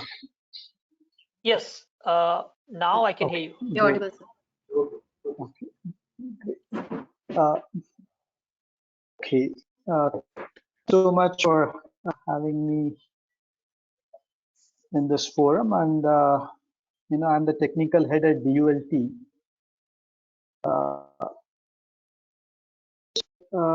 The urban transport initiatives that has been taken up by the Directorate of Urban Land Transport, and some of the mass related initiatives that we are trying to pilot. When you were asked to speak, told them that really nothing much has happened. But however, we were told that it would be good to know about the kind of thought process that has gone in and sort of pilot mass initiatives in different cities in Karnataka. Just to give a very introduction about our organization, we are a state level agency for planning sustainable urban transport in cities in Karnataka. Karnataka is one of the 7 most urbanized states in the country. About 50% of our population is expected to live in urban areas by 2026, and unfortunately, like compared to other states, a lot of the brunt of this urbanization is Bangalore, which is the capital of Karnataka. We have more than 90 lakh registered vehicles, as in most dominated by two, and it's growing at a very rapid pace. As you can see, we have Karnataka force. It took us 62 years to come to 120 lakhs, and the next 120 lakh of vehicles were registered in a short span of 7 years. So that's the spurt of vehicle ownership that's happening. And also, in terms of trips, motorized trips, we have more than 10 million trips, and master plan that Bangalore, anticipates that this would be tripled by 2031. So we need to do something different. See, the good thing about, especially, we already have an ecosystem for, we already have a startup policy. We are the IT hub of the country. There are a lot of research organizations in Bangalore, and we have unique organizations in the country focuses purely on urban transport. So with all these things, we hope that we will be able to solve the urban transport challenge in a much comprehensive and sustainable way. Just to give a little background about the various initiatives that are going on in the city, in the state. We have we started developing metro. We already have a network of about 42 kilometers, and the phase 2 is close to being implemented, which is 2 years in, and we have just initiated another 58 kilometers of phase 2 connectivity to the and to the airport. Now, we also have just initiated implementation of a suburban rail system, which will be a dedicated suburban rail, about roughly 140 and 140 meters of suburban rail, and which is expected to be commissioned by 2026. Bus transport currently forms the backbone for the city. We have around 6,500 odd buses in Bangalore, which carries close to about 42% of our to other cities, with the funding that DULT could pitch in, plus the NERM and all put together, we were able to scale before 2020, we had only about less than 8 cities with organized public transport system. But post to urban bus systems in about 22 cities. So a lot of are going. Flagship projects of DULT is the bus transit. Basically provide between the twin cities, which is separated by about 22 kilometers. And we were able to, allocate the central about 4 lanes just for BRT buses. And this is a full ITA able to buses. We are able to have a completely automated ticketing system, and we have a control center through which we can monitor all these buses. And this is not just the BRT buses which run on the corridor, which are roughly about 100 buses right now, but we also have about 120 which are also tracking aviation, have a automated collection system. And in addition, is a city service which provides service of the both Dharwad. That's roughly about 250 to 90 buses, which are also fitted with ADLS. And hope service also allowed automatic collections. This is just photographs of that system. And as Mr. Boyd was telling about, he spoke about the pyramid. I don't know if there are, maps then come digital. What's happened here is we have had the shared services to begin with. We have shared cab services, which are both which run on conventional fuel as well as nowadays on the electric vehicles. The bike services which provide last mile connectivity around metro stations. DULT had introduced a public bicycle sharing system, probably the first automated public bicycle sharing system in the entire India in June 2017.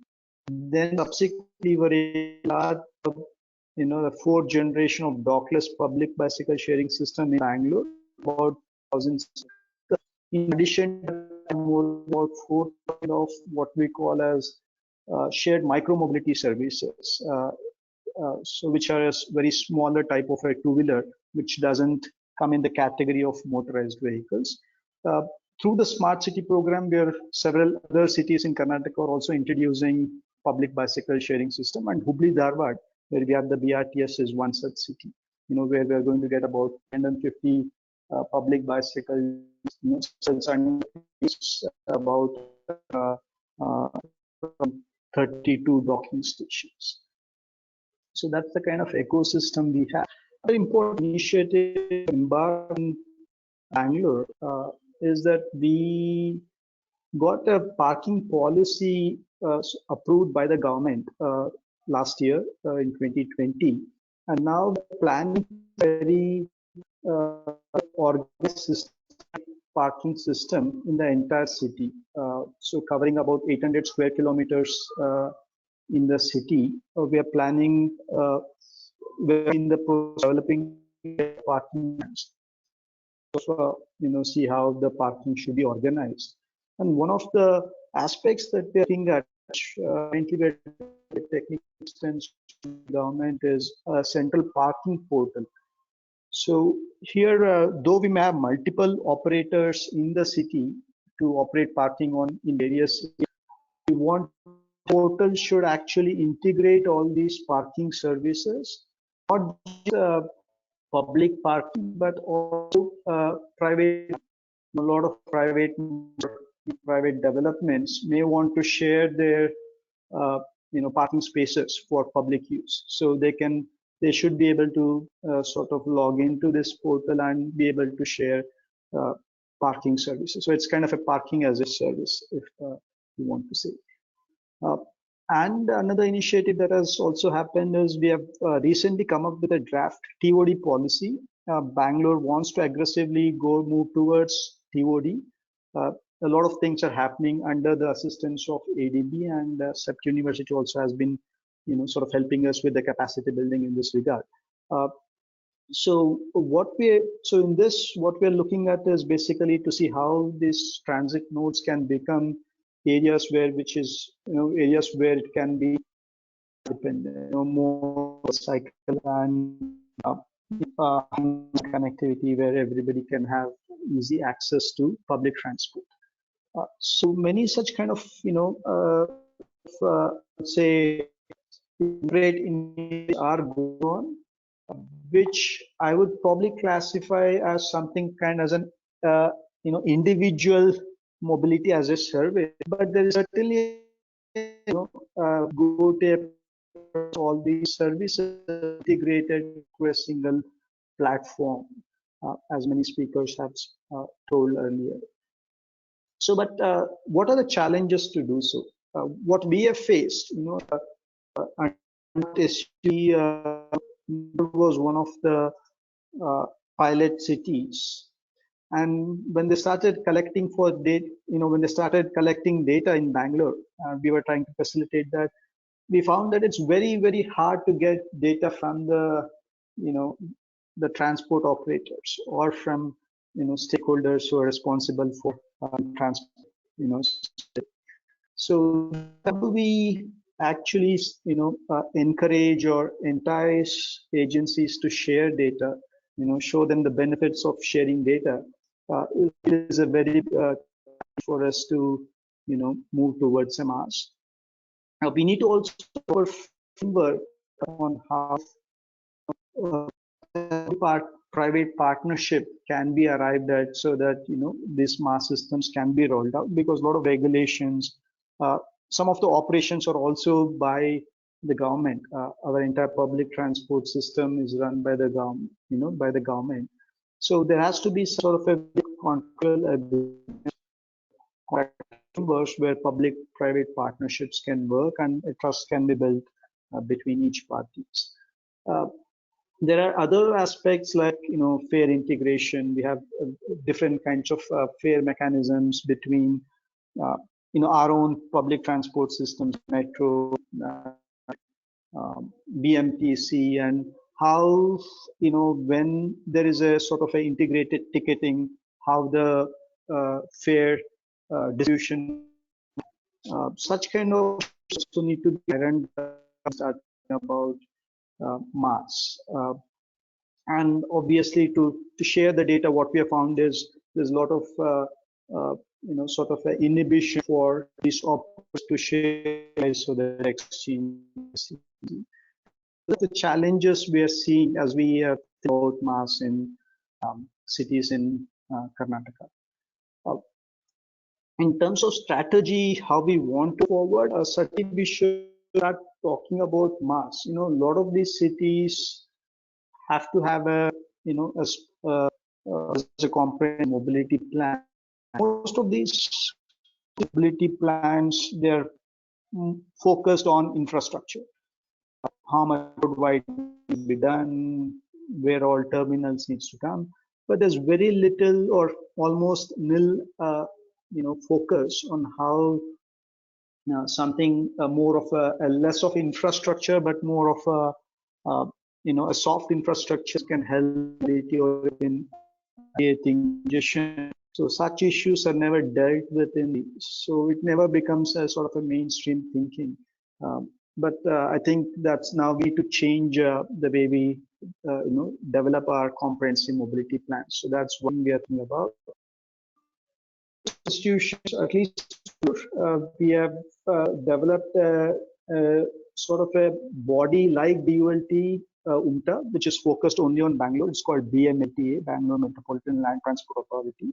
So a draft act has now been sent to the government. So hopefully it will pass through the legislature and will become a proper body, which could then integrate the various transport operators in the city, and that should be an enabler for MaaS. Also, a lot of regulatory changes are required, especially in terms of for data sharing from operators. A lot of difficulty in convincing operators like Ola or Uber to be able to share. There is apprehension. Somebody may take away our business, or what will government do if they have access to the data, and all such kind of things are there, which needs to be sort of ironed out properly. So some initiatives I wanted to talk. As we have told, it's important. Data is in with multiple stakeholders. I think I was telling also in this initial presentation. So first, we thought just bring all these data from various stakeholders to a single platform. So last year we started an initiative called Transit GIS, where we have been trying to enter into an MOU with the various various stakeholders related to urban transport, infrastructure, or services, to be able to share the data on the network, on the services. Initially, we told them, just give us, even if you can't share real time, why don't you just give us a dump of for a few years? So, and then, we are trying to see how we can sort of get real time data through some sort of an app, through the data from their data on a real time basis. So this process is an ongoing process right now for Bangalore. We have been able to collect data from various agencies. Just collect also standards.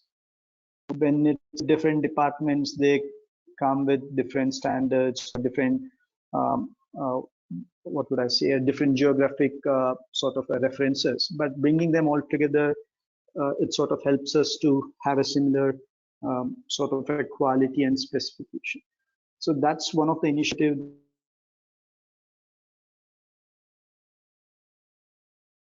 We have also started the initiative for cities like Hubli, Dharwad, and Mysore.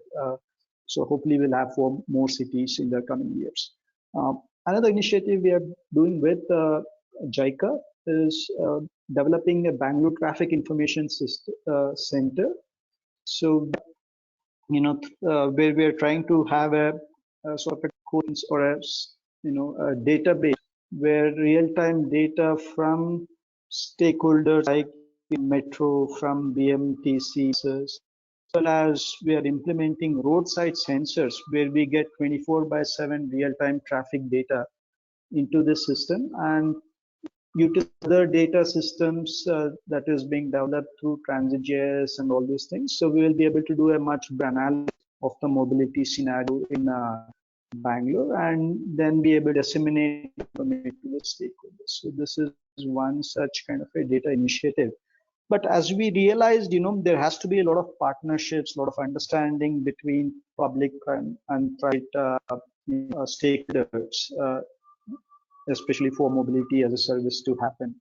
So what we have done is we have created a technical groups in mobility data, active transport, and alternate mobility. So we basically have from private industries, NGOs, academia, as well as from the government. And these groups meet on a regular basis and try to certain or try to find out where the loopholes are there, for us to be able to achieve data sharing, platforms, and try to take up certain pilot projects so that we can demonstrate to various stakeholders what is the benefits for each when they share data. So one of the from these technical group meetings, we were to kickstart pilot in Hubli, Dharwad. Basically we are utilizing IUDX as a platform for to be able to sort of populate the data by various agencies in Hubli, Dharwad, and hopefully be able to build a multimodal transport app on top of IUDX.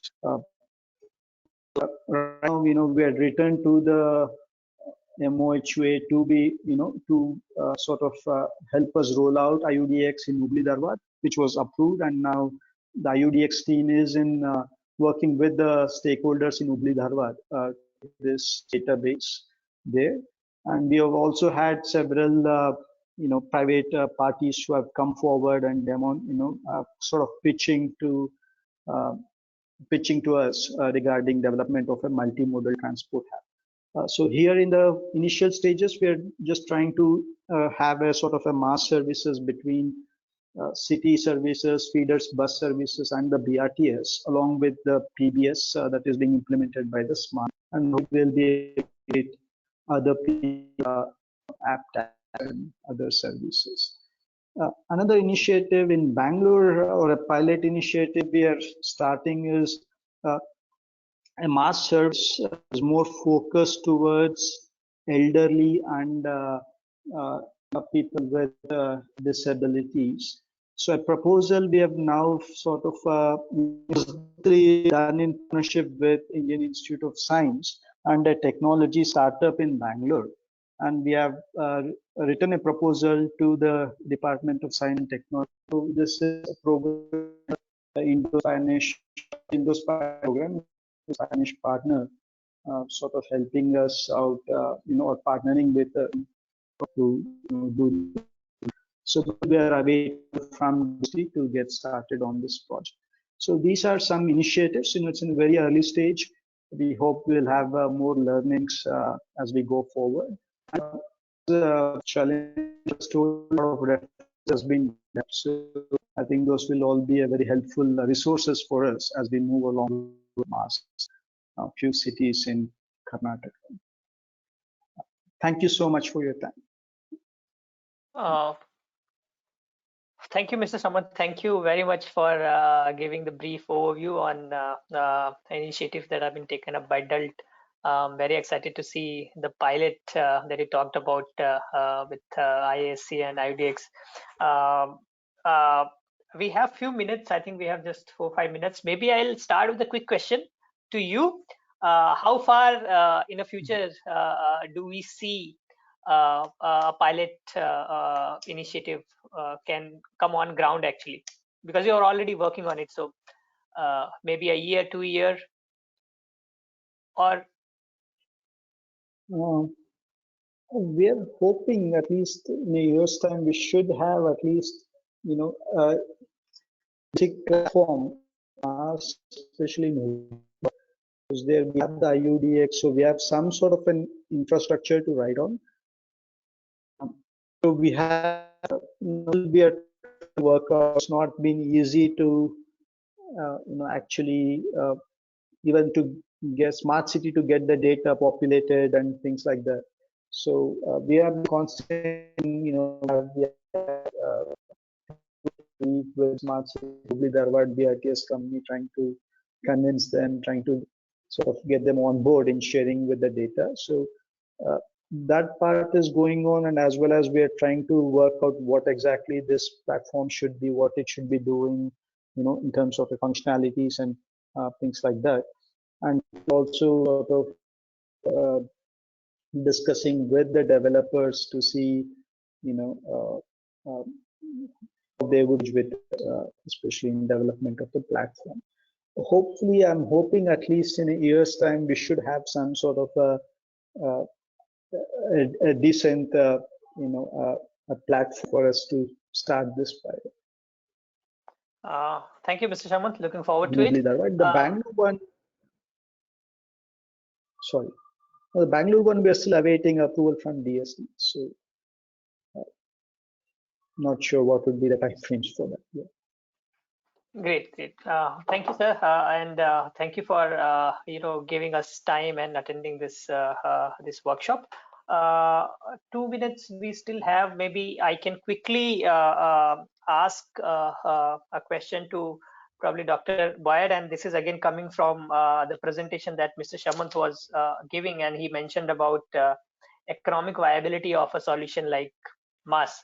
So, Dr. Cohen, maybe you can reflect upon, the economic viability and how probably one can propose MAS as a business solution, or is it pragmatic to say that can MAS as a solution be pragmatic? I mean, talking about Indian context, taking into picture, what would you like to kind of say to this? Yes, I mean, this is an ongoing discussion in the MOS community globally, as there have been few examples of scaled MOS platforms, insufficient data on additional revenues generated. Profit is a question as well. Is it a profitable opportunity in MOS? And there's a lot of false dichotomies thinking this is gray or black and white. I think there's a lot of gray here. What we know and are convinced of globally is that it will accelerate the adoption of shared mobility and multimodal mobility, which has direct societal benefits. If MOS is deployed from a public agency profit is not the priority. It's providing a quality service for people so that they don't need to drive a car. Regarding the revenue models, there's a lot of different ones. So if you talk public sector and how do they deploy MOS, I think the worst solution we've seen, and I'm biased, but the worst solution I've seen is that a transit agency tries to build their own MOS platform from ground zero. That to me doesn't make any sense, because building a proper MOS platform takes years and millions of dollars or euros or rupees and many more. So I think it's a bad model for transit agencies to try to build that kind of tech. So then it's about partnering with tech partners who have that capability. So then you say, well, what are the revenue models for those partners, and how can you come up with sort of a public-private partnership model if there's not enough budget to actually pay for capital expenditure? And there, you see some experimentation around variable models for revenue sharing. So can be a percentage of commissions from the private suppliers, so they can offer commissions. We have commission agreements with all of the supply we connect to our platform. Roughly speaking, it's usually between 4 and 10% of each journey. There's potential for getting a piece of each transaction in terms of the transaction sharing, depending on who your partner is. So what I would say is, if there's not capital budget, there's still ways to deploy this in a more creative way. I understand in India there's growing interest in more public-private partnerships, and IAMOB works in that way with some of our clients, and we think it's going to become more common that there will be these kinds of models where there's little or less capital expenditure and more revenue sharing from the revenues that emerge, and that can allow for some potential profitability with risk for the private sector while reducing the budgetary complications for the public sector. Thank you, Dr. Boyd. I do have a few more questions, but I'm afraid we are running out of time. So probably I can now ask Shalini to deliver the final concluding remarks and vote of thanks, and then maybe we can conclude the webinar.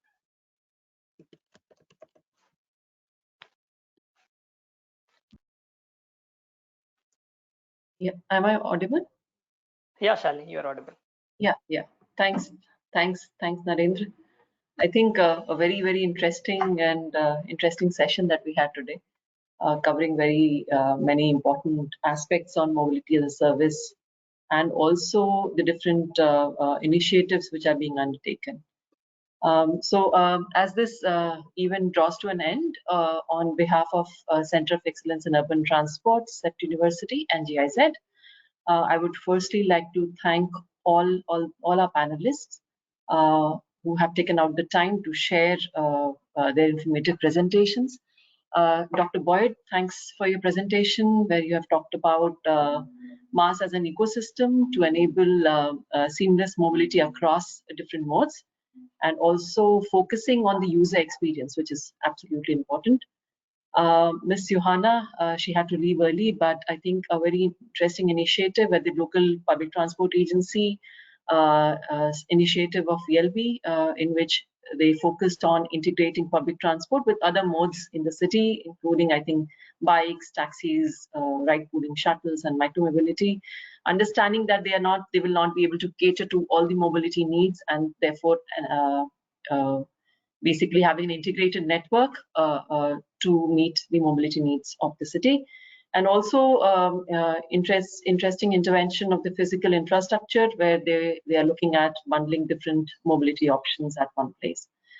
Shalindra, thanks for sharing the key outputs of the MaaS study undertaken in the context of the Indian cities, to provide guidance to the cities on mobility as a service, which dealt with different aspects, I think, that you've anyways elaborated on, starting from the basic understanding, the tool for readiness assessment, mobility data policy, legal and regulatory frameworks, data specification. So all of this is ready as a ready reference material on the website for the cities to refer to.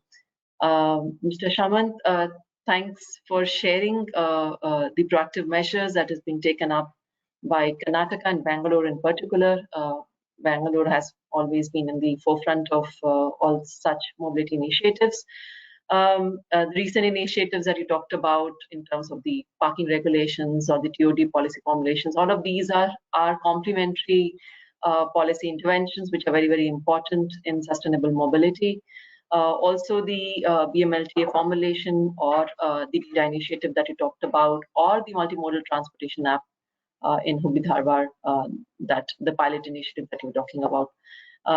Thanks a lot for that presentation also, and also outlining the mass challenges, keeping in context the Bangalore's case in terms of data sharing from the private operators, which is a big challenge, and how there's a need for building partnerships between the public transport agency and the third-party operators, and also highlighting the importance of the fare and information integration. So thanks a lot to our esteemed panelists. One aspect that I would like to add, while MAS does provide us an opportunity for integrating the multiple modes with public transport, we need to ensure that the integral component of this is public transport modes, and ensuring that the public transport modes, both rapid modes as well as the buses, are enhanced and the service quality is improved. That is going to be absolutely critical when we are thinking of linking public transport with the other modes. So this, in context of India, I think is very, very important. Thank you, Narendra, for moderating the session so well. And many thanks to all our participants who are here, who took out the time and participated today. If we have not been able to take some of the questions due to the time constraints, we'll make sure that we'll revert on the queries through mail. We would also like to acknowledge the support of Mahua in all our activities. And lastly, organizing something like this requires a lot of planning and teamwork. So thanks to the CEPT and GIZ team for making this event a success. We do hope that all the participants found this Mobilogue session very useful. Please do join us for the next Mobilogue, which will be on open data and urban mobility. Nosheen, if you can just share that, which is scheduled on 4th of February. So thank you all. Thank you, Shalini. Thank you very much. And thank you everybody for participating again. Thank you. Thank you. Thank you so much. Thanks.